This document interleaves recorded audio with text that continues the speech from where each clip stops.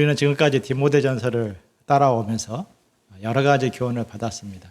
저는 특별히 디모데 말씀을 쭉 이렇게 따라오면서 영적 지도자의 능력은 어떤 특별한 것을 갖추는 것보다도 마땅히 살아야 될 삶을 행하는 것이다. 이것을 배웠습니다. 범사에 감사하는 생활, 또 기도해야 될 모든 사람을 위해서 기도하는 생활, 세울 자를 세우고 또 존경할 자를 존경하는 것, 지극히 마땅한 생활입니다. 마땅히 해야 될 것을 하는 것, 그것이 하나님을 경외하는 경건이다 말할 수 있습니다. 오늘 말씀도 그러합니다. 자족하는 마음으로 살아가는 것이 마땅합니다. 성령님은 마땅한 행실과 마음을 가진 자들을 기뻐하시고 그들을 통해서 경건 생활의 유익함을 드러내십니다. 우리에게 믿음을 주시기를 기도합니다. 3절을 보십시오. 누가 말씀과 바른 교훈을 따르고 있는지 아닌지 무늬만 신자인지 어떻게 알 수가 있습니까?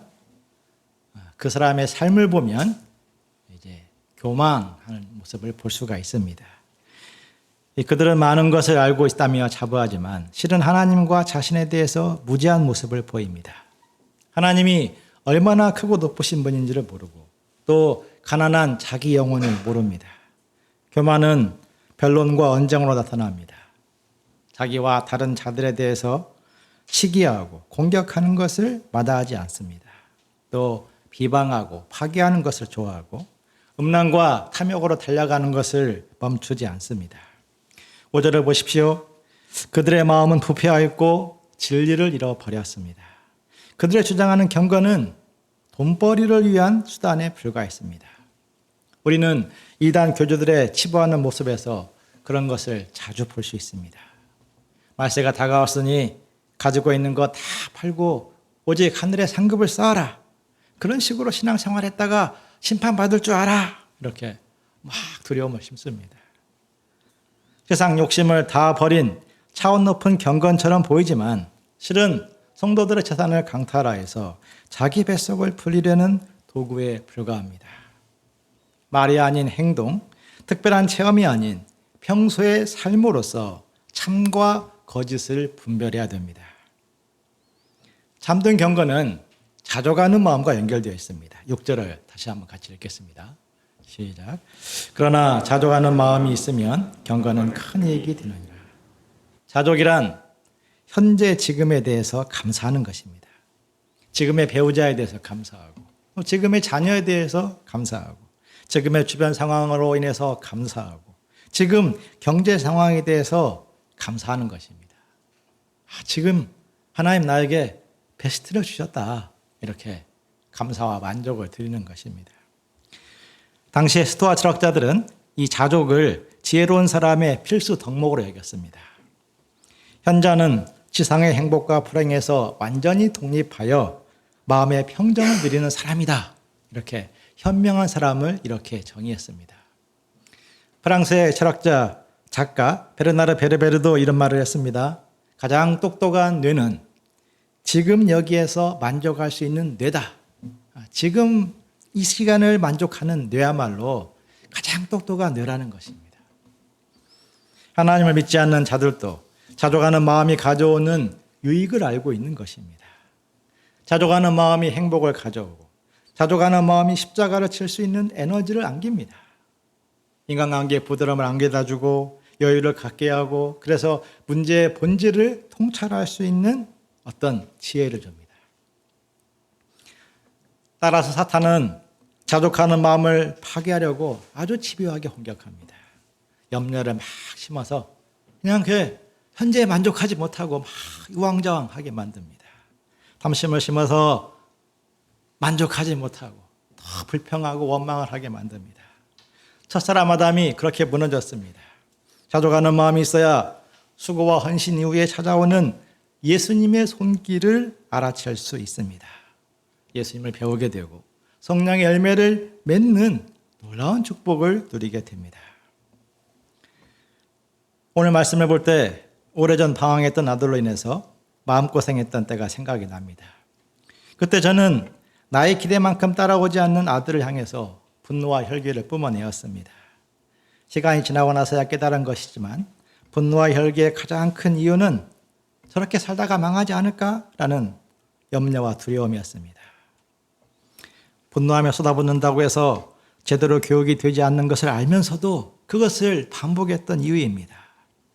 혈기와 분노는 아들에게 깊은 상처를 주어서 더 어둠 속으로 들어가게 하였고, 악순환으로 치닫는 모습은 나에게는 정죄와 절망으로 되돌아왔습니다. 답답함으로 숨이 쉬어지지 않아서 새벽에 잠을 깨고 잠 못 이루고, 그래서 어쩔 수 없이 기도했던 그런 시간이 생각이 납니다. 그때 하나님은 저에게 아들이 문제가 아니라 너의 조급과 너의 염려가 문제다, 이것을 말씀해 주셨습니다. 하나님은 나의 하나님만이 되시지 않고 아들의 하나님도 되심을 믿도록 회개케 하셨습니다. 그렇게 회개 기도를 하면 조금 마음이 이렇게 부드러워집니다. 그러다가 다음 날이 되면 다시 막 분노하고 또 혈기를 뿜어내었습니다. 그리고 또 절망했습니다. 그리고 그런 과정을 통해서 한 가지 방향을 얻게 되었습니다. 감정적으로 화내면 안 된다. 화내지 않고자 이를 악물고 참고 있는 그대로 받아들이고자 기도했습니다. 그런 과정을 반복하며 한 가지 깨달은 것은 염려와 조급함과 불신이 내 안에 가득하다는 것이었습니다. 그것을 발견했을 때 아들이 무엇을 말하고 있는지 들리기 시작했습니다. 하나님의 아들을 통해서 내게 하시려는 훈련에 눈을 뜨는 믿음을 갖게 되었습니다. 아들을 통해서 내게 은택을 베푸신다는 확신도 얻게 하셨습니다. 목자로 성장하는 은택, 하나님의 축복의 손길을 체험하는 은택, 성령의 열매를 맺는 은택을 주신다는 믿음이었습니다. 세상에 대한 두려움과 자기 계산에 떠밀려서 경거망동하지 않는다면, 자족하는 마음으로 하나님을 믿고 따라간다면 성령께서 그 모든 것을 이루실 것이라는 어떤 믿음을 갖게 되었습니다. 자족하는 마음을 지키고자 했을 때 목자로서 그리고 아버지로서 성장하는 엄청난 유익을 주셨습니다. 물론 자족하는 마음은 아직도 진행형입니다. 부지런히 하나님을 찾고 바라보지 않으면 순식간에 세상 염려와 두려움에 흔들리고 맙니다. 하나님은 크신 분이시며 세상과 나는 그 앞에 아무것도 아닌 자임을 잊지 않음으로써 지금을 감사하는 마음으로 출발해야 됩니다. 그래야 할 때 하나님은 우리의 모든 경건의 수고에 놀라운 축복을 주십니다. 7절 8절도 같이 읽어보시겠습니다. 시작.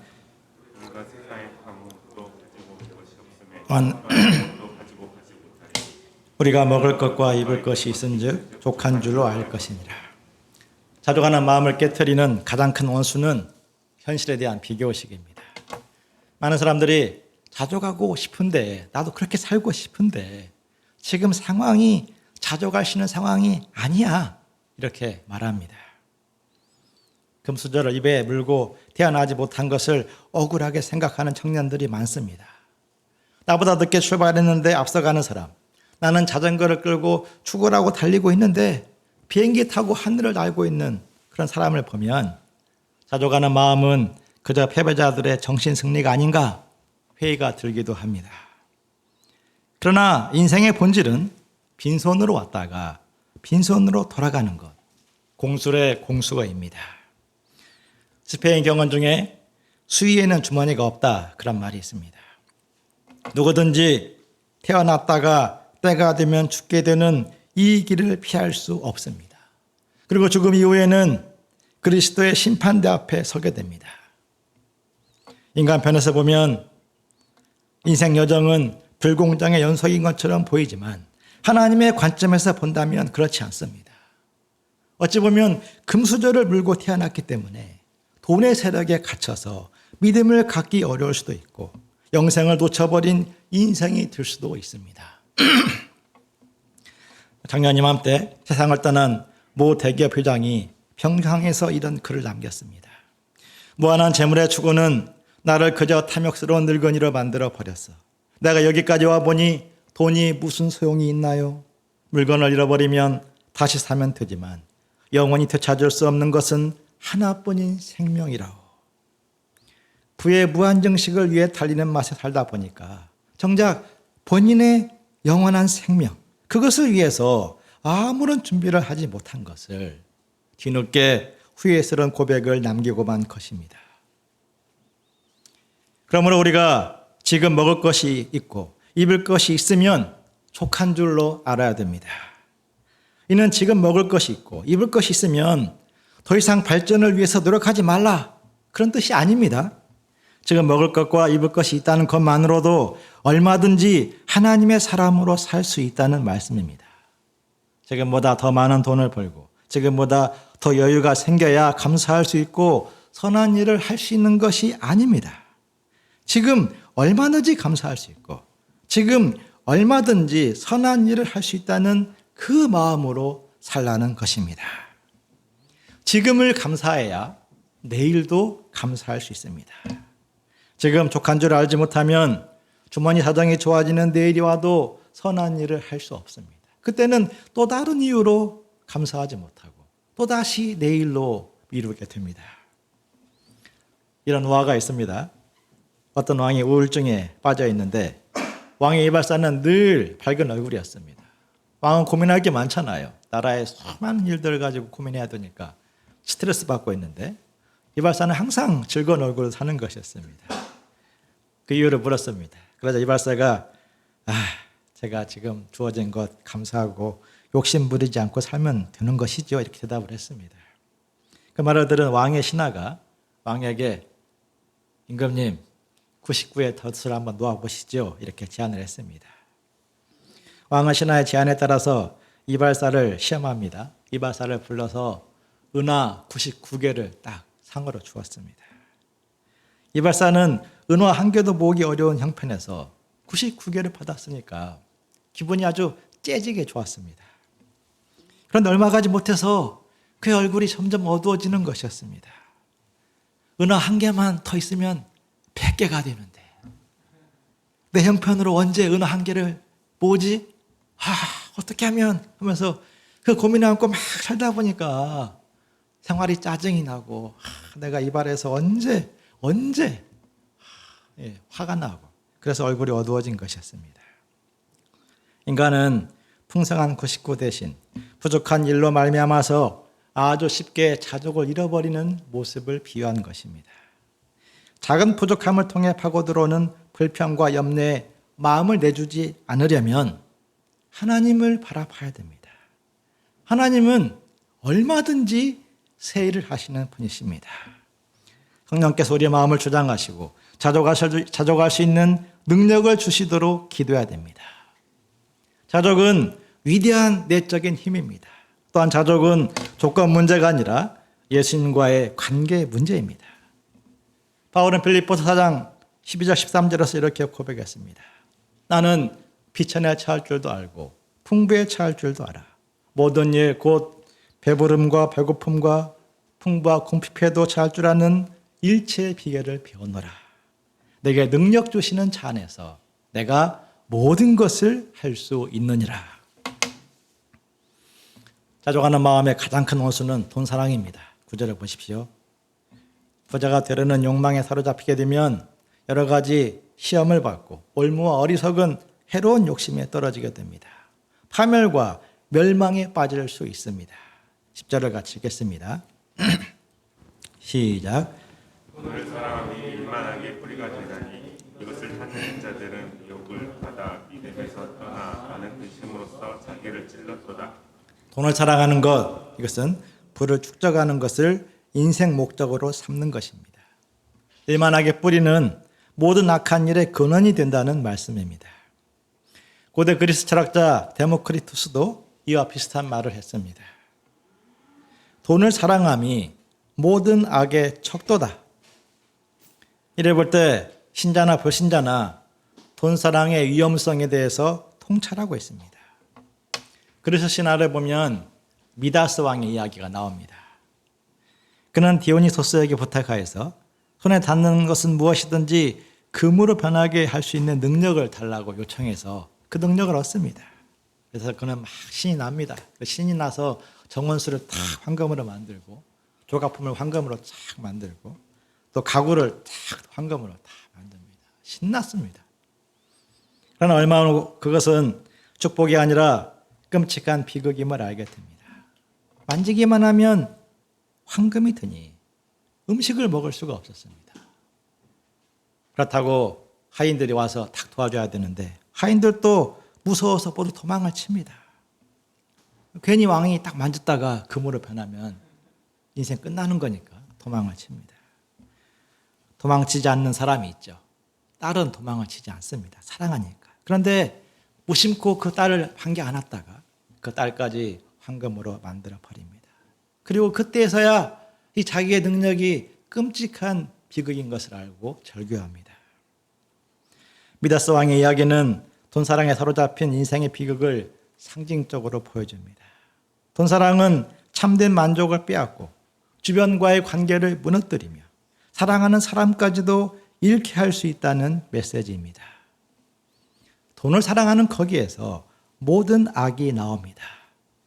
모든 범죄 사건에 뿌리를 파고들면 돈 문제가 얽히지 않는 것이 없습니다. 불법을 행하고 또 그 불법을 감추기 위해서 거짓을 말하고 또 거짓을 감추기 위해서 불법을 행합니다. 이는 퇴직금으로 50억을 받아간 국회의원 아들 같은 몇몇 사람들만의 이야기가 아닙니다.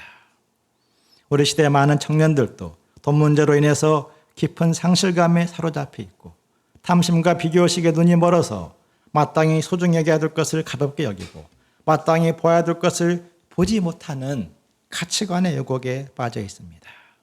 내면이 메마르고 인색해져서 하나님 사랑, 이웃 사랑할 힘마저 빼앗기고 믿음까지 저버리는 것을 지극히 당연하게 받아들이기까지 합니다. 어떤 사람이 물었습니다. 그러면 어디까지가 돈사랑이며 어디까지가 정당한 경제 활동입니까? 명확한 경계를, 기준을 제시해 주세요. 참으로 어려운 질문이죠. 사람의 마음속 깊은 곳을 무엇으로 알겠습니까? 나도 내 마음이 어디에 있는지 몰라서 스스로 속을 때가 있습니다. 예수님은 마태복음 6장에서 하나님과 돈에 대한 비유에서 한 사람이 두 주인을 섬길 수 없다 말씀했습니다. 돈이 많든지 적든지 액수의 문제가 아니라 누구를 주인으로 삼느냐, 인생 목적의 문제라는 것입니다. 하나님을 주인으로 섬김으로써 돈을 종으로 삼든지 돈을 주인으로 섬기고 하나님을 종처럼 대하든지 둘 중에 하나의 인생을 가야 된다는 것입니다. 하나님 역사를 섬기고 생명을 살리기 위해서 돈을 사용할 수 있다면 그 사람은 부자라도 돈을 사랑하지 않는 사람입니다. 반면 마땅히 드려야 할 것을 드리지 아니하고 마땅히 도와야 될 사람을 돕지 않는다면 그 사람은 아무리 없는 사람이라도 돈사랑에 빠져 있는 것입니다. 예수님은 돈사랑의 유혹을 물리칠 수 있는 비결로 마태복음 6장 33절을 말씀했습니다. 너희는 먼저 그의 나라와 그의 의를 구하라. 그리하면 이 모든 것을 너희에게 더하시리라. 하나님의 나라와 그의 의를 위해서 돈을 사용하는 것이 돈사랑의 유혹을 물리칠 수 있는 비결입니다. 하나님은 그들을 축복하시고 그들을 풍성케 하시는 분이십니다. 우리에게 믿음을 주시기를 기도합니다. 11절에 보십시오. 우리는 하나님의 사람들입니다. 이는 어느 자리에 있든지 절대 놓치지 말아야 될 위대한 정체성입니다.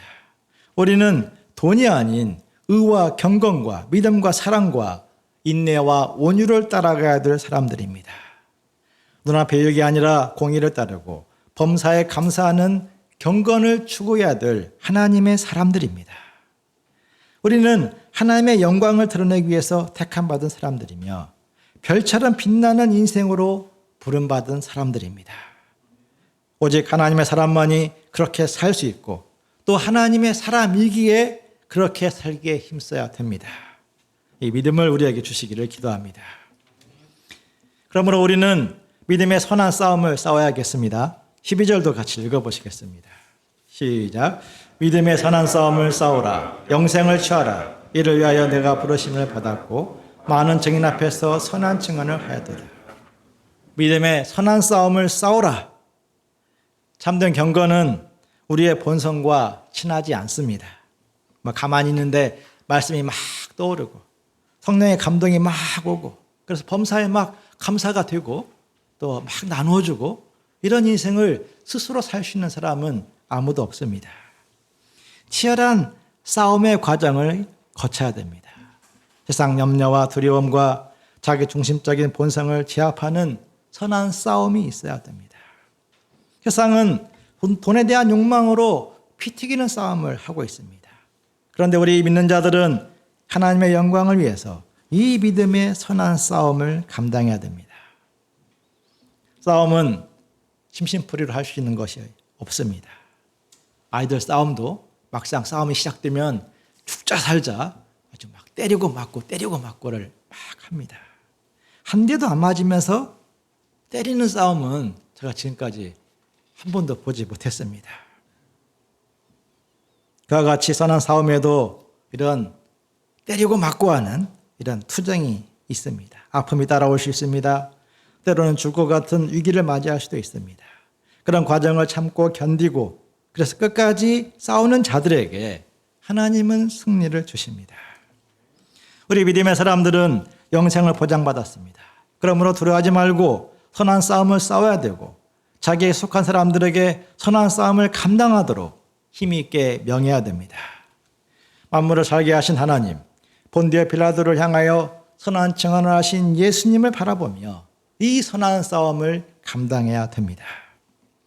하나님은 예수 그리스도께서 나타나실 때까지 흠도 없고 책망받을 것도 없는 사람으로 살도록 우리를 이끌어 가시는 분이십니다. 때가 되면 온 우주에 그의 나타나심을 보이십니다. 하나님은 복되시고 유일하신 주권자이십니다. 만왕의 왕이시고 만주의 주이십니다. 오직 그에게만 죽지 아니함이 있고 가까이 하지 못할 빛에 거하십니다. 하나님은 어떤 사람도 보지 못하였고 볼 수 없는 영광의 주님이십니다. 이 존귀와 권능의 하나님이 우리 편이 되시고 우리와 영원토록 함께 하십니다. 아멘. 그러므로 어느 자리, 어느 형편에 있든지 하나님께 감사와 찬송을 돌릴 수 있기를 기도합니다. 17절을 보십시오. 바울은 이미 부자가 된 성도들을 향해서도 가르치라 명령합니다. 부자 성도들은 스스로를 높게 생각하며 세상 잘난 맛에 살도록 놔두면 안 됩니다. 정함이 없는 재물에 소망을 두어서도 안 됩니다. 선을 행하고 선한 사업을 많이 하게 하고 나누어 주기를 좋아하며 너그러운 자가 되도록 힘써 가르쳐야 됩니다. 부자들이 더한다 이런 말이 있습니다. 부자일수록 더욱 악착같이 아끼고 모기 때문에 오히려 부에 몰입하는 경향이 있습니다. 또한 부자들은 가난한 사람들보다 더 쉽고 더 많이 돈을 벌 수 있기 때문에 돈벌이에 더 많이 빠져들 수 있습니다. 선을 행하고 선한 사업을 많이 하지 않는다면 결국 돈을 굴리는 맛에 빠져서 헤어나오지 못하게 됩니다. 나눠주기를 좋아하며 너그럽게 주위를 돌아보고 섬기는 자가 되도록 힘써 도와야 됩니다. 그것이 그 사람을 살리는 길입니다. 19절을 같이 읽겠습니다. 시작. 이것이 장래에 자기를 위하여 좋은 터를 쌓아 참된 생명을 취하는 것입니다. 선을 행하고 선한 사업을 많이 하는 사람은 재물의 유혹, 세상 염려의 가시에 흔들리지 아니하고 견고히 믿음 위에 서게 됩니다. 영생에 대한 확신을 가짐으로써 사람을 돕고 살리는 일에 헌신함으로써 생명의 열매를 얻게 됩니다. 성경에 나오는 부자들이 그랬습니다. 부자 이삭은 극심한 가뭄 중에도 사람들과 다투기보다도 우물을 파고 또 파면서 지경을 넓혀 나갔습니다. 하나님은 그를 통해서 하나님의 함께 하심을 드러내었습니다. 부자 다윗은 정복전쟁을 통해 많은 막대한 부를 쌓았는데 그것을 자기 영광을 과시하는 데 사용하지 아니하고 성전 건축을 위해서 드렸습니다. 하나님은 다윗을 기뻐하시고 그리스도의 조상으로 세우시고 영원한 하나님 나라에 쓰임받는 축복을 주셨습니다. 20절 21절에 보십시오. 바울은 마지막으로 디모데에게 망령되고 헛된 말과 거듭진 지식의 반론을 피하고 지금까지 부탁했던 경건의 교훈을 지키도록 명령합니다. 이 말씀을 자세히 보면 1장의 시작과 비슷합니다. 1장에서 시작했던 그 권면을 마지막에 다시 반복하고 있습니다. 영적 지도자는 말싸움, 지식으로 싸움하는 사람이 아니라는 것입니다. 말과 지식으로 상대방을 제압할 생각을 내려놓고 대신 바울의 부탁한 그대로 경건 생활에서 앞서가기 시작해야 됩니다. 하나님이 지으신 모든 것이 선함을 믿음으로써 범사에 감사함으로 받도록 노력해야 됩니다. 지금 먹을 것, 입을 것이 있으면 족한 줄 알고 지금 자족하는 마음을 지키기에 힘써야 됩니다. 그로 인해서 풍성한 마음으로 하나님을 사랑하고 점점 더 많이 이웃을 사랑하는 것이 경건입니다. 그것이 바울이 디모데에게 가르치는 참된 지도자의 능력입니다. 세상이 돈사랑으로 가득해질수록 우리와 우리의 양들과 자녀들이 참된 경건의 길을 간다면 하나님은 우리 시대에도 복음의 능력을 드러내실 것입니다. 우리 각 사람에게 이 믿음을 주시기를 기도합니다.